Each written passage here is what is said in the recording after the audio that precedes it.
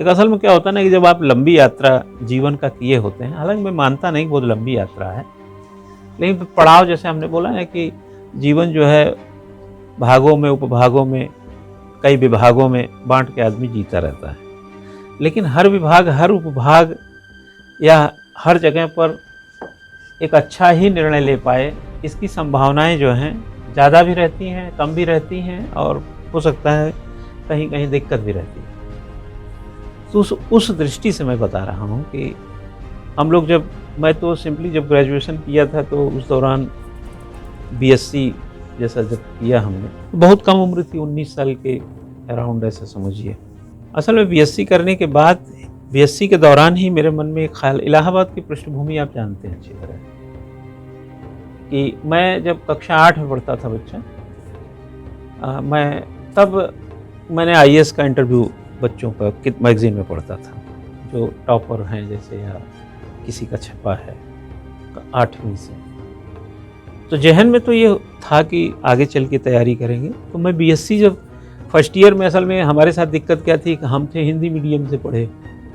जब इलाहाबाद में पढ़ने आए गांव से, गांव भी इलाहाबाद में है, ज़्यादा दूर नहीं है, 20 किलोमीटर 22 किलोमीटर घर है हमारा इलाहाबाद शहर से। तो जब आए पढ़ने के लिए शहर में, तो किताबें सब अंग्रेजी की, हिंदी की किताब नहीं होती थी। मैथ, फिजिक्स, केमिस्ट्री, तो मैथ तो चलो चल जाता था, फिजिक्स केमिस्ट्री में थोड़े शब्दों को समझने में दिक्कत आती थी, क्योंकि प्योरली सब इंटर कॉलेज में हिंदी पढ़े थे। तो उस दौरान हम क्या करते थे, टीचर पढ़ाते थे तो कई चीज़ें तो अंग्रेजी कारण समझ में नहीं आती, तो ऑक्सफोर्ड की डिक्शनरी से उसके जो होते थे, जैसे हाइपरबोला लिखा है तो उसको अंग्रेजी हिंदी में देखते थे कि क्या है। मैथ में अब जैसे ज्योमेट्री कह देंगे, जान रहे हैं, अब कैलकुलस तो कैलकुलस ही है, ट्रिग्नोमेट्री पढ़े ही थे, मतलब ऐसा इक्वेशन, ऐसा प्रॉब्लम नहीं जो टर्म्स ऐसे फंसने वाले होते थे। तो मैथ के भी टर्म्स को डिक्शनरी से देख देख के उसकी हम अपनी डिक्शनरी बनाए थे, क्या क्या टर्म्स इसमें आते हैं, तो उसको रट लेते थे ताकि हमको दिक्कत ना हो। तो 1 साल तो निकल गया अंग्रेजी को ही करने में, मतलब बीएससी करने में। तो उस समय तो कोई ध्यान गया नहीं, लगा कि ये भी तो पास करना है। उसके बाद जब थोड़ी सहजता आ गई, कुछ अंग्रेजी समझ में आने लगी, फिजिक्स केमिस्ट्री पढ़ने लगे ऐसे। नहीं तो हम ऑर्गेनिक नहीं, हम तो कार्बनिक रसायन पढ़ते थे, इनऑर्गेनिक नहीं, हम अकार्बनिक रसायन पढ़ते थे, फिजिकल केमिस्ट्री नहीं, हम तो भौतिक रसायन पढ़ के आए थे। तो ये सब चीज़ों को अलग अलग करके करना है। बाद में फिर नोट्स भी ऐसे, इन सब विषयों में अंग्रेजी भी ठीक लिखनी पड़ती है, फिजिक्स हो, केमिस्ट्री हो, फिजिकल वगैरह को जाके देखिए, या इनऑर्गेनिक वगैरह में तो लिखना उखना भी पड़ता है ठीक ठाक से। हालांकि हर जगह लिखना ही होता है, बड़ा दिक्कत आता था, लेकिन अब करना है तो करना भी है। तो 1989 वगैरह उसके बाद हमने जब बीएससी सेकेंड ईयर में गए, तब हमने डिसाइड किया था सब्जेक्ट की पब्लिक एड और एंथ्रोपोलॉजी रखूँगा सिविल सर्विसेज में।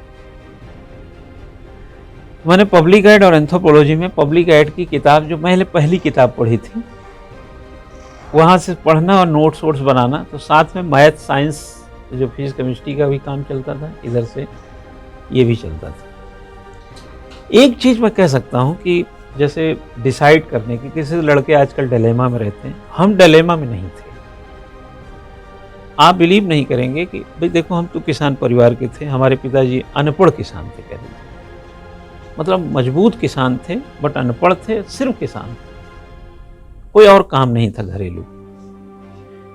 लेकिन हमारे मन में एक जद थी कि आईएएस पीसीएस ही बनना है। मतलब आप बिलीव नहीं करेंगे, हमने कभी रेलवे का, बैंक का, एसएससी का, कभी मेरे जहन में आया ना, हमने कभी इनका फॉर्म भरा, हमने कभी फॉर्म भरा ही नहीं, ना हमने कभी कोशिश की इसके लिए।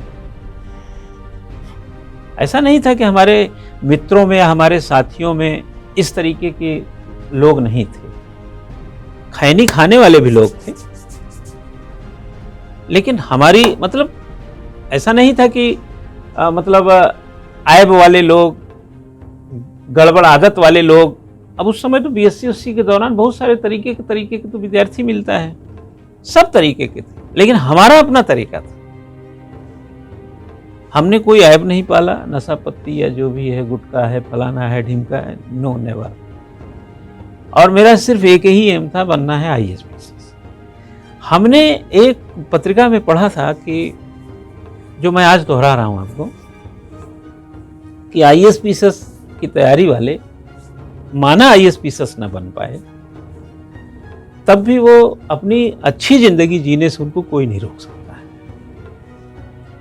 यह बात मुझे बड़ी क्लिकिंग लगी। देखो सिंपली क्या है ना कि लोग भाई कोई प्रॉपर्टी डीलर का काम करता है, कोई मिठाई बेचता है, कोई सब्जी बेचता है, कोई दवाई बेचता है, कोई सरकारी अफसर है, कोई नेता का काम करता है, कुछ अलग अलग से अपने काम के तरीके। लेकिन आफ्टर ऑल खोज किस चीज की है? खोज है एक अच्छी जिंदगी कैसी। और मुझे वो लाइन बड़ा प्रभावित किया कि भले ही कोई आईएएस नहीं बन पाता है लंबे समय की मेहनत के बाद भी, लेकिन एक अच्छी जिंदगी जिया जा सकता है। तो मैंने कहा कि यार जब आफ्टर ऑल एक अच्छी जिंदगी की ही खोज है और इस तैयारी में अगर ये गुण है कि असफलता के बाद भी एक अच्छी जिंदगी दे सकता है, तो ये घाटे का सौदा कैसे हो सकता है?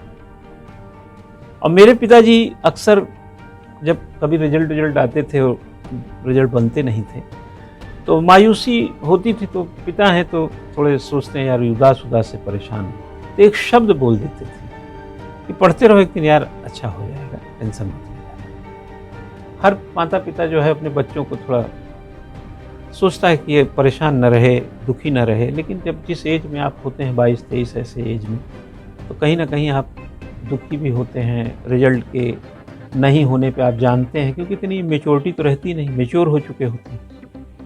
लेकिन इतना पता था कि मतलब कुछ कमियां हैं वो पढ़ेंगे दूर हो जाएगी। और ये करते करते जो भी था मतलब आफ्टर ऑल 2002 आते आते हमारे अटेम्प्ट ख़त्म हो गए। और 2002 में अटेम्प्ट ख़त्म हुआ था सिविल सर्विसेज का अटेम्प्ट, लेकिन मैंने ऑटोमेटिक ख़त्म कर दिया पीसीएस का भी अटेम्प्ट। जैसे वही मैंने उदाहरण दिया कि बम्बई जाने का मन था, जब बम्बई का प्लान कैंसिल हो गया तो हमने हरिद्वार जाने का भी प्लान कैंसिल कर दिया, क्योंकि मूड ही नहीं बन पाया। वैसे हम तब कोचिंग में उतरे। असल में कोचिंग की भी एक कहानी थी। हमारा मित्र यहीं पे पोस्टिंग थी, उसको 98 बैच का पीसीएस अफसर था, यहीं पोस्टिंग थी। मैं आया था उसके साथ, 99 में ज्वाइनिंग हुई थी। तो अब तब उत्तर प्रदेश था, तब ये उत्तराखंड बना नहीं था। तो एक लाइन उसने बड़ी अच्छी बोली थी, अजय सिंह नाम है, आजकल चला गया वहाँ लखनऊ में है वो। उसकी मैडम भी मजिस्ट्रेट हैं, पीसीएस हैं वो पुराने हैं, आगे हो गए होंगे, तो लखनऊ में पोस्टिंग है उसकी। तो वो एक लाइन बोला मुझे कि जब यार चिट्ठी जो है ना इकट्ठी हो जाए तो उसको बांटना चाहिए। तो ज्ञानवान जब बढ़ा लिए पढ़ाई लिखाई तो उसको बांटो। तब हम लोगों ने शुरू में उसका भी थोड़ा सहयोग रहा इस चीज़ को बनाने में। तो नेहरू कॉलोनी से यात्रा शुरू हुई थी कोचिंग। तो उस समय लेकिन चेला, जैसे आप लोग पूछे ना कि इस एज तक कैसे आपने, तो कंपटीशन की एज ने एज को कैसे पी लिया पता ही नहीं चला। उम्र का पता कब चलता था? जब 8वीं में पढ़ते थे, 9वीं में पढ़ते थे। क्योंकि उम्र इसलिए पता चलती थी क्योंकि मुझे पता है कि हम 10वीं में बोर्ड पेपर के बीच में भी क्रिकेट खेलते थे कि 4 दिन का गैप है तो बीच में मैच हो रहा है, वहाँ मैच खेलने चले गए। ये धुन का तो पता है, लेकिन सिविल सर्विसेज में जब आए तो कैसे एज एक अच्छी खासी निकल गई इसका नहीं पता चलता है। मुझे ये नहीं पता है कि मैं 27 साल में कैसा था, 23-24 में कैसा था, आइडिया ही नहीं आता है। क्योंकि कंपटीशन में एक जैसा ही रोज सुबह और शाम होती है, उसमें फ्लेवर नहीं दिखता है। सफलता का अपना एक फ्लेवर है, अपना एक क्लेवर है। तैयारी का एक अपना रूटीन है। 22 की उम्र, 23 की उम्र, 24 की उम्र, 25 की उम्र, 26 की उम्र, अगर आप तैयारी में हैं तो सिर्फ सन बदलते थे, स्वभाव वही रहते थे। अगर इसी बीच में कोई डिप्टी कलेक्टर बन जाए, आईएएस बन जाए, तो आपको बदला हुआ दिखेगा। जब कुछ बदला ही नहीं तो हमको पता ही नहीं चला। हाई स्कूल जब पास हुए तो लगा अभी 11वीं में जाएंगे, ये बदला हुआ तो दिखा। 12वीं पास हुए तो लगा कि बीएससी करेंगे, ये भी बदला हुआ दिखा। लेकिन बच्चा ये बदला हुआ नहीं दिखा कि हम उसके बाद जब पढ़ाई वढ़ाई के बाद डिग्री उग्री से निकल करके जो लंबे समय तक एक यात्रा किया कंपटीशन का, वो रोज़ एक जैसा था। मतलब उस समय अगर 1995 आया तो 1995 आया, लेकिन 96-95 में कोई मेरे लिए अंतर नहीं था, क्योंकि मुझे वही कमरे थे, वही किताबें थी, उसी तरीके के फॉर्म भरने, वही कंपटीशन।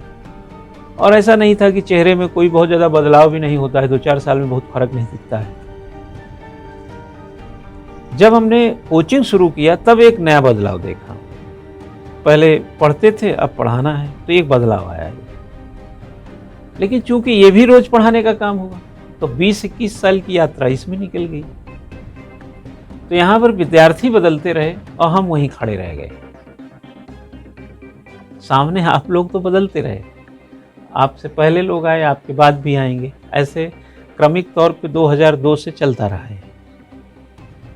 फिर हमको नहीं पता चला, इसलिए मुझे ये भी नहीं मालूम कि 32 में कैसा था, 33। हाँ, इतना मालूम है कि कोचिंग खोलने के बाद 2-3 साल तक किराया नहीं दे पाता था, मकान मालिक आकर के झिड़झिड़ाता था, बेइज्जती करके चला जाता था, डांटता डपटता था, मेरी औकात बता देता था कि आपके पास पैसा नहीं है तो आप ये क्या है, बंद कर दो, ये कर दो, ये सब चीज़ें बोला।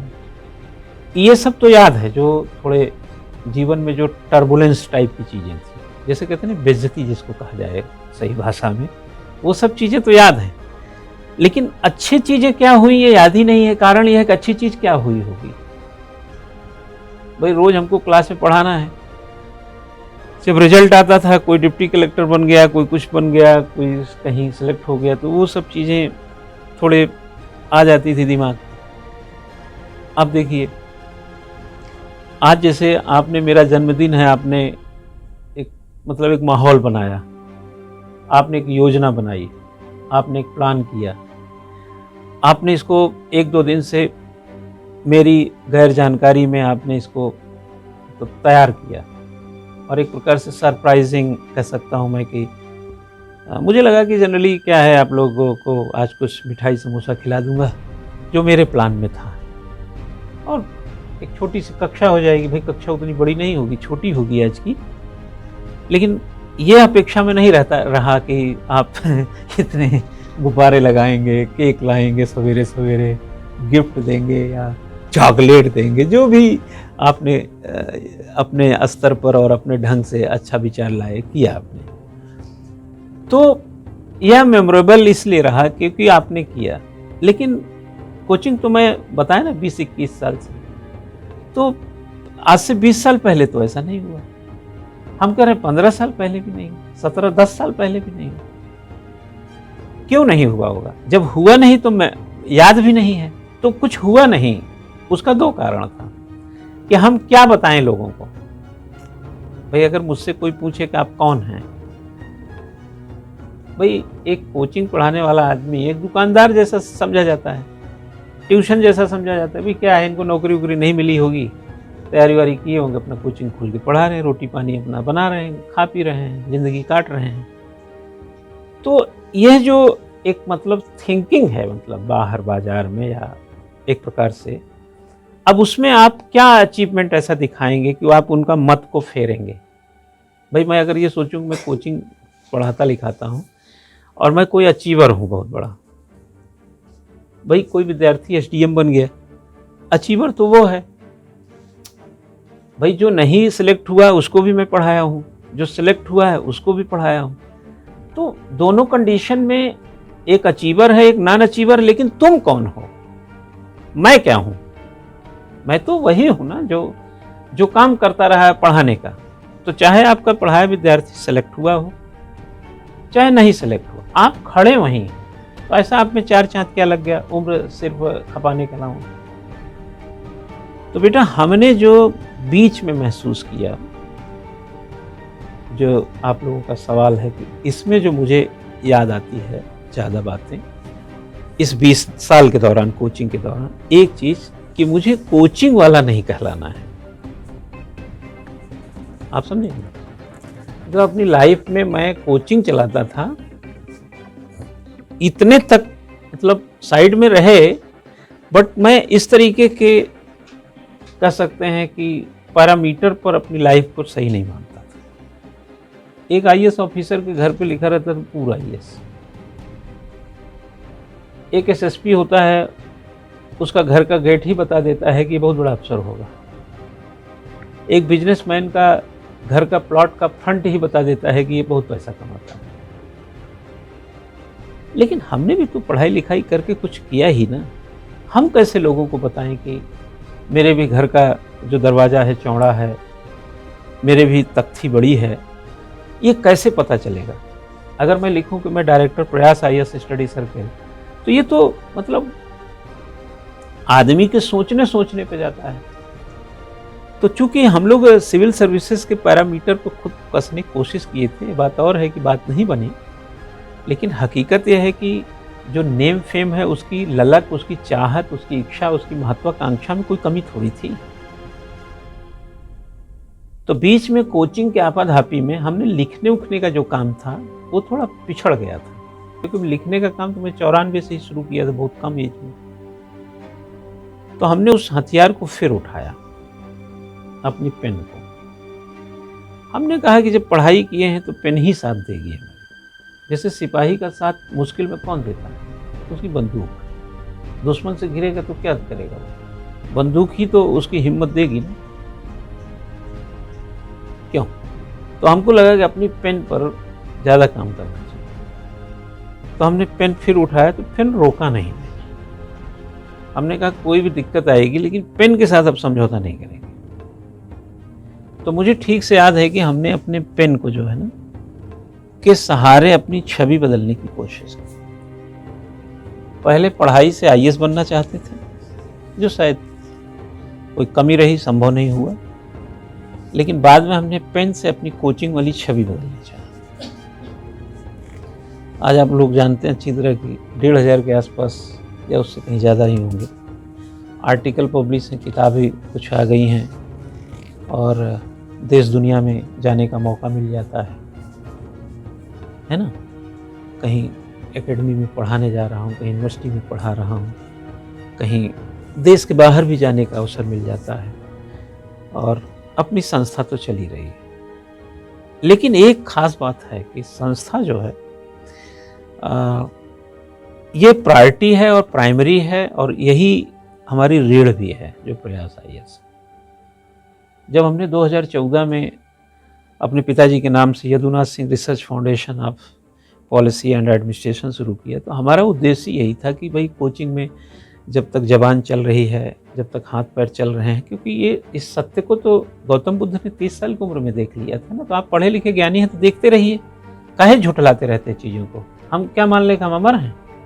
हमको नहीं पता है कि हम एक दिन इस दुनिया से निकल लेना है। तो जब हाथ पैर कम चलेंगे या इतनी हिम्मत नहीं होगी क्लास में 8-8 घंटे खड़े रहें, तो रिसर्च का काम तो कहीं नहीं गया ना। जैसे वकील कभी बूढ़ा नहीं होता, लेखक भी क्या होता है, जब तक हाथ हिल नहीं रहे लिखते रहो। और आजकल तो मशीनें हैं, बोलते रहो, टाइप कर देगा कोई।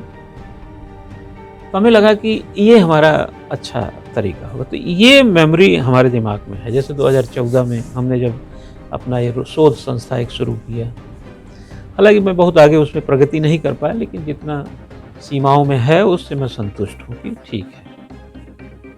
लिखने का क्रम जारी रखा, पढ़ाने का क्रम जारी रखा। तो ये सब चेंजेस जो हैं आए, जो हिडन हैं, जो बहुत लोगों को नहीं दिखते हैं। लेकिन एक चीज़ हमेशा समझ के चलिए कि बहुत सारी चीज़ें, बहुत सारे लोगों के बारे में हम नहीं जानते हैं, लेकिन बहुत सारे लोग जिनको हम जानते हैं उनसे खुश, उनकी तुलना में ज़्यादा खुश और बेहतर भी है। हम कई लोगों को ऐसे जानते हैं, खूब लोगों को जानते हैं, लेकिन कई लोगों को हम जानते ही नहीं हैं। लेकिन कई लोग ऐसे भी हैं जिनको हम जानते नहीं हैं, लेकिन जिनको जानते हैं उनकी तुलना में बहुत खुश और बेहतर महसूस करते होंगे। तो वैसे ही आप मुझे समझिए कि बहुत लोग हमें कोचिंग के अलावा नहीं जानते हैं कि मैं लिखता पढ़ता हूँ या यहाँ वहाँ जाके लेक्चर देना है लोगों को, वगैरह वगैरह जो। लेकिन इन सब से मैं बहुत ज़्यादा खुश हूँ, बहुत ज़्यादा अच्छा लगता है। इसलिए एज के इस पड़ाव पे या 20 साल की कोचिंग बन जाने के बाद, भाई 1 साल हुई, 2 साल हुआ, 3, 19 की हुई तभी 20 की हुई, 20 की हुई तभी 21 की हो रही है। तो ये जो दौर आए, तो यही इतने समय के लेखा जोखा में हमको यही चीज़ें याद आती हैं। बाकी जैसे मैंने बोला कि पढ़ाई के दौरान वर्ष आते रहे बट सोच सपाटी बनती रही कि भाई हमारे लिए क्या बदलाव है। यही कारण है कि बच्चा हम दीपावली हो होली हो हमको कभी इंटरेस्ट नहीं आता था। मतलब मैंने अपनी करियर में पढ़ाई के दौरान दीपावली होली या कोई तीज त्यौहार को बहुत हमारे लिए उल्लास का विषय नहीं होता था, क्योंकि वो महसूस ही नहीं कराते थे कि मैं उनको उल्लास से लूँ। उल्लास से तो वो लिया होगा ना जो 22 साल में डिप्टी कलेक्टर बना होगा।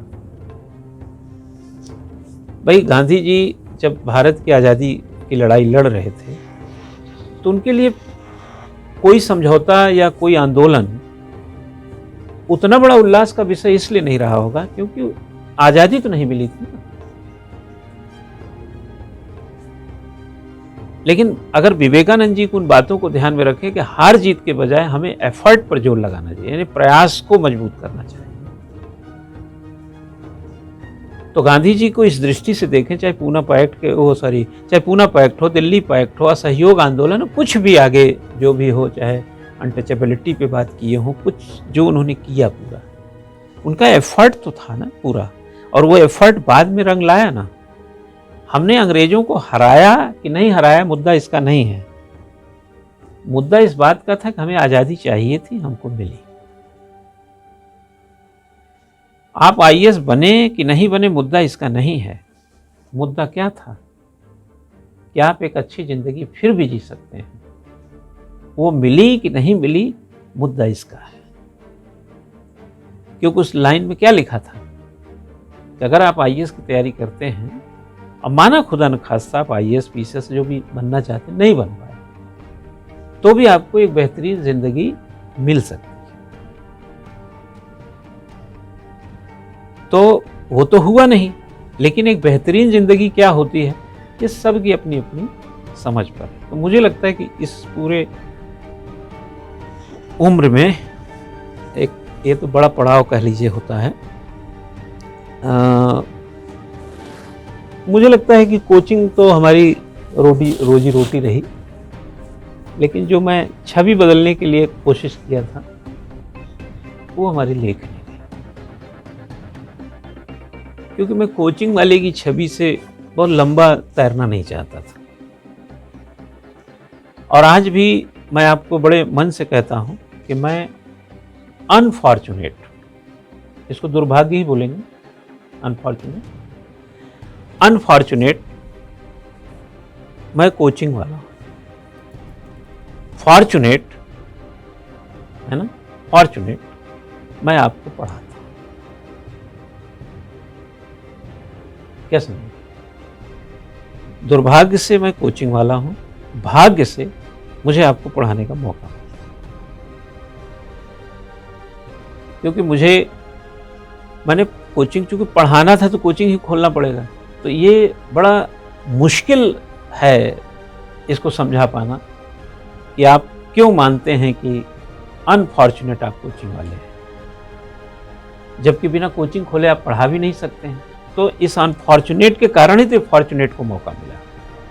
तो मैं यहाँ कह सकता हूँ कि कभी कभी आपकी जो हार है, कभी कभी जो आपकी असफलता है, वो सफलता या जीत के लिए जरूरी हो। तो कुछ दुर्भाग्य जो है हमारे भाग्य को ही अवसर देते हैं। तो अब आप ये नहीं कह सकते कि वो दुर्भाग्य जो है सही नहीं, दुर्भाग्य है ये कहिए, सही है गलत है उसको छोड़ दीजिए। तो मैं कोचिंग का डायरेक्टर हूं, ये मैं अपना दुर्भाग्य मानता हूं, लेकिन मैं पढ़ाता हूं ये मैं भाग्यशाली मानता हूं, क्योंकि मैंने अपनी जिंदगी में पढ़ाई किया तभी पढ़ा रहा हूं, लेकिन पढ़ाई इसलिए नहीं किया था कि कल कोचिंग खोलूं, इसलिए चूंकि वो दुर्भाग्यवश हो गया, क्योंकि मैंने कोचिंग खोलने के लिए तो कभी पढ़ा ही नहीं, लेकिन पढ़ा हूं तो पढ़ाऊंगा। ये इस मामले में एक प्रकार से फॉर्चुनेट आप भाग्यशाली समझिए, है ना। तो वही है कि चीजें बड़ी गोलमोल हो गई इसमें समझाने में जो भी है, लेकिन क्लियर है कि कई चीज़ों का हिसाब आपके पास नहीं दे पाते हैं। ऐसे ही यही शायद यही ज़िंदगी भी है।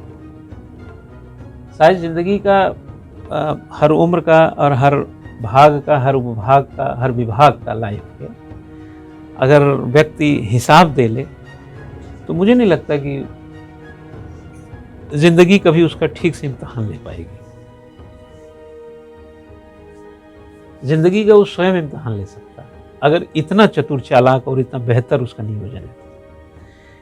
इसीलिए कुछ पता नहीं रहता है, इसीलिए लोग शायद कह देते हैं कि ऊपर वाला सब पहले से लिखा है, कौन क्या करेगा, कहाँ क्या करेगा, है ना, किसकी ज़िंदगी में क्या होगा। मुझे लगता है कि ये सब घेराबंदी के कारण ये विश्वास बड़ा हो जाता है। जैसे आप कह सकते हैं कि यार हमारी किस्मत में यही था। भाई आप यहाँ वहाँ झांकने के बजाय, आप यहाँ वहाँ परेशान होने के बजाय ये शब्द कह के निकल जाए तो ज़्यादा आसान है ना कि यार लकली मेरी लाइफ में यही था। क्यों? तो इससे आपको सुविधा मिल जाती है, दुख कम हो जाएगा, कष्ट कम हो जाएगा, है ना। तो सहज आदमी तो होने के लिए अपने चरणबद्ध तरीके से अपनी स्थितियों को तो रखता ही है लाइफ में। तो मुझे बच्चा वही हाई स्कूल, इंटर, बीएससी वगैरह जो पढ़ाई एकेडमिक थी, अब हमने जैसे पीएचडी वगैरह तक की जो कह सकते हैं यात्रा है, ये बीच की यात्राएं हैं, है ना। पीएचडी ऐसा तो है नहीं कि हमने पहले सब पीएचडी कर लिया तब तैयारी में आए। हमको लगा कि जब हमारी पहचान पढ़ाई लिखाई की ही है तो डिग्री में काहे कमजोर रहे भाई। हाँ, जब पढ़ा लिखा की ही श्रेणी में हम अपने को समर्पित किए हुए हैं तो कल कोई पूछे कि आप क्या पढ़े लिखे हैं तो उसको बता दो कि मैं लॉ में पीएचडी हूँ। तो कम से कम आप पढ़ा लिखा कहलवाना भी चाह रहे हैं और ग्रेजुएट करके घूम रहे हैं, ये भी तो नहीं चलेगा ना। तो इसलिए ये सब भी हमने कहा कर लेना चाहिए। यही यात्रा थी अपनी। बाकी आप लोगों ने तो यात्रा का मज़ेदार बना ही दिया।